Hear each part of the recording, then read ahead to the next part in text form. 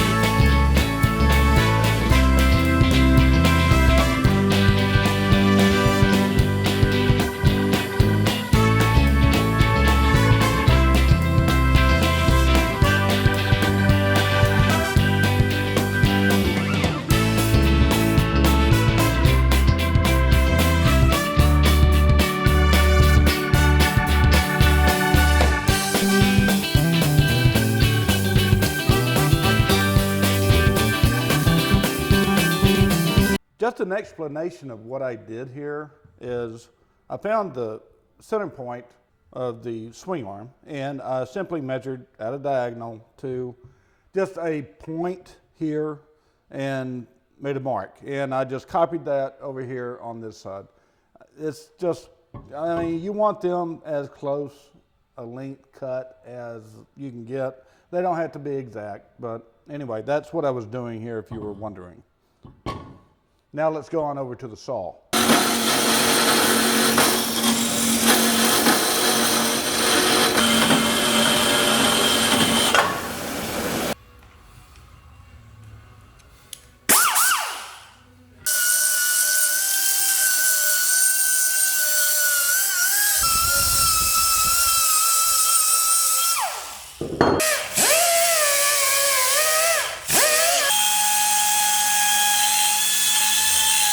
Now what I'm going to do is make the spacers for the swing arm to lengthen it 1 inch.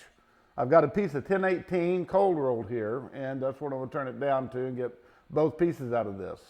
Now, both pieces will be stepped, so you'll see what I'm talking about after it's done.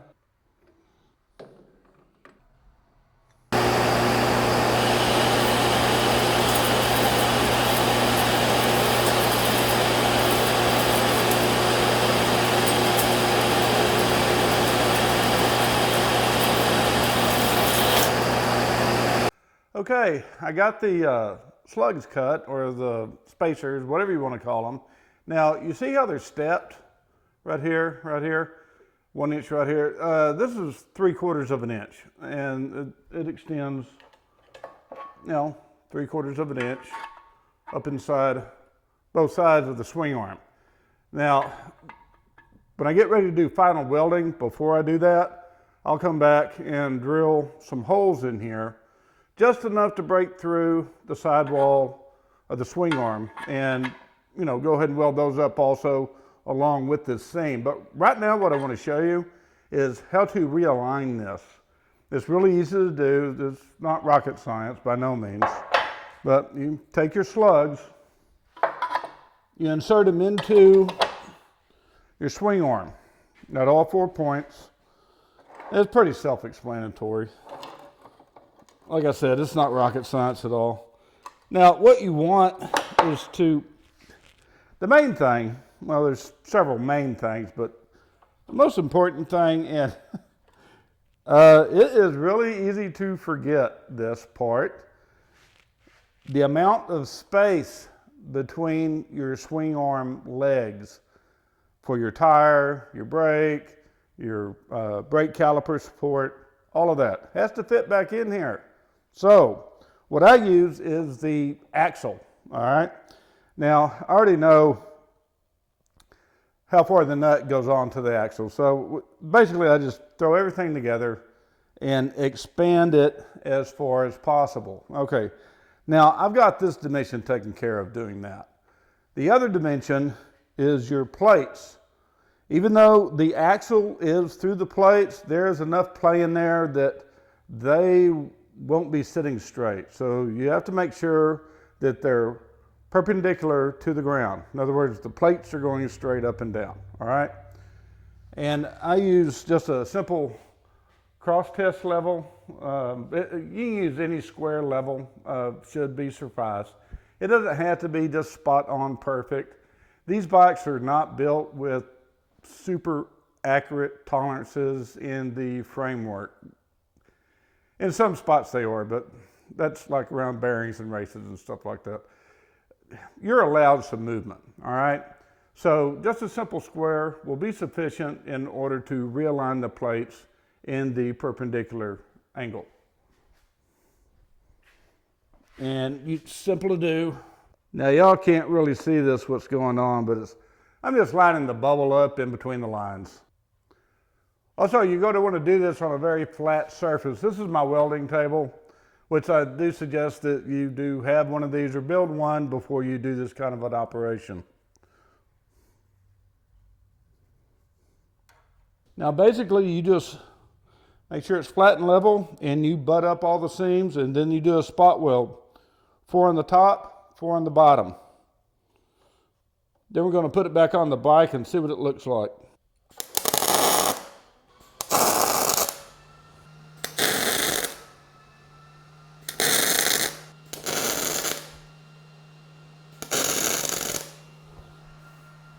Okay, let's reassemble this and see if I got everything straight.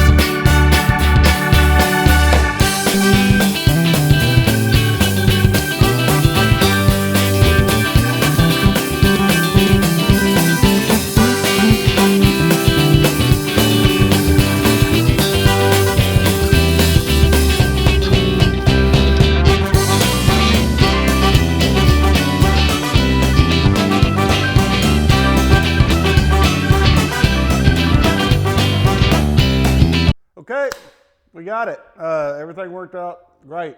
I'll get the camera over here and give you guys more of a close-up look but I'll go over it with you. The gauge did not change, the angle gauge, none whatsoever. I didn't move it that much. I mean, we only lengthened this an inch, all right? But that was just enough to give it a visual appearance of, well, being better, a smoother flow. Not so much of an obtruse view of this angle. Like I said, the angle's still the same. It's just, it looks different to the eye. That's all that I did. It changed the angle of the shots. It changed the length here. It just overall looks better. And that's just 1 inch. You really don't have to get extreme with these. A lot of people think that you do when they first start off. I did. But you don't. And you're allowed a little bit of playroom. So you may be scared to do it the first time, but just go ahead and dive into it. That's the only way you're going to learn how to do this.